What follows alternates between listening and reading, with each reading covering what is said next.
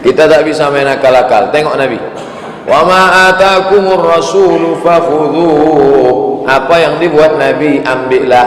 Jangan pakai akal-akal. Akal boleh dipakai kalau tak ada Quran, tak ada hadis, baru pakai akal. Quran, hadis, ijma', qiyas. Qiyas itu akal. Selama ada hadis, pakai hadis.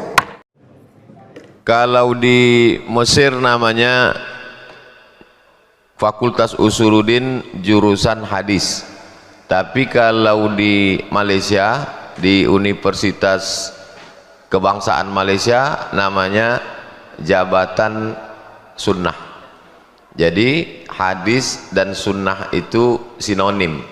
Kalau di Maroko namanya Darul Hadis. Tapi kalau di Ciputat, dulu yang didirikan oleh Imam Masjid Istiqlal yang lama, Profesor Dr. Syekh Ali Mustafa Yaqub, namanya Darus Sunnah.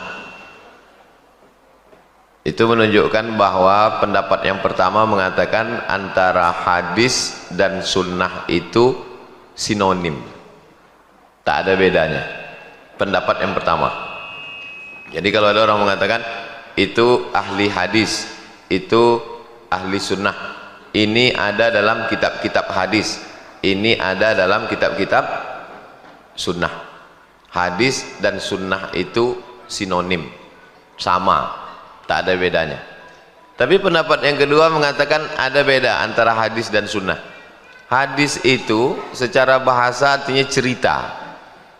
Cerita tentang Nabi disebut dengan hadis Nabi atau al-hadisun nabawi. Sedangkan sunnah itu adalah cerita tentang Nabi SAW yang mengandung implikasi hukum atau ada efek hukumnya. Jadi kalau tidak ada hukumnya, dari sejak beliau lahir sampai meninggal, itu disebut dengan hadis, lebih umum. Tapi kalau ada efek hukumnya, disebut dengan sunnah.